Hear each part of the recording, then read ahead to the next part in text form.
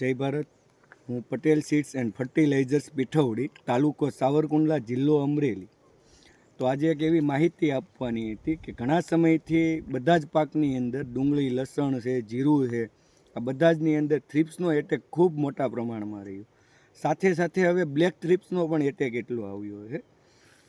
તો black thrips માટે એક અમે દવાના સેમ્પલ કરાવેલા છે અલગ અલગ 10 જગ્યાએ, જેમાં જીરું, ડુંગળી અને લસણ આ 3 પાકની અંદર અમે સેમ્પલ કરાવેલા છે.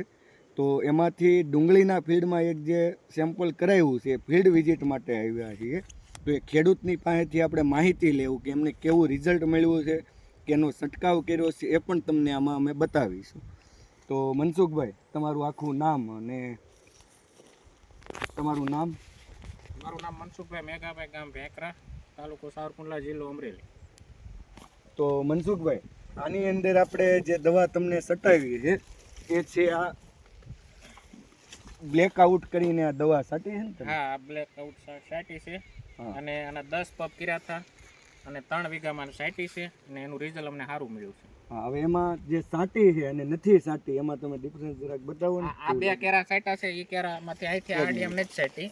આ 2 કેરાની અંદર સાટા છે. આ 2 કેરામાં સાટી છે અને પછી નીચેના આડીઓ છે ને એમાં બધે સાટી છે, નકર હાવ આમ ઘૂસળા વળી ગયેલી હતી. હવે બધી આમ એક સરખી સીધી થઈ ગઈ છે અને 8 જમણ છે આ સાઈડે. આનું રિઝલ્ટ અમને બધી દવા હું નાખતો હતો ને એની કરતા અત્યારે સારું આવ્યું છે. બધી દવા કરતા આનું રિઝલ્ટ સારું આવ્યું છે. આ બ્લેકઆઉટ કરીને અમે એક દવા લેવા હતા, હજી સેમ્પલ માટે જ હતી, માર્કેટમાં આવેલી નથી. તો આ બ્લેકઆઉટના અલગ અલગ 10 જગ્યાએ જે અમે સેમ્પલ કરાવ્યા છે એમાંથી પહેલું જ સેમ્પલનું રિઝલ્ટ જોવા આજે અહીંયા આવ્યા હતા અને એમનો આ વિડીયો છે. હવે પછી અમે મરચીની અંદર પણ આનું સેમ્પલ આપેલું છે કે ડુંગળી અને બીજા પાક કરતાં મરચીની અંદર બ્લેક થ્રિપ્સનું પ્રમાણ વધારે પ્રમાણમાં છે. એનું સેમ્પલનો વિડીયો તમને આવતા 2 થી 4 દિવસની અંદર અમે જણાવીશું.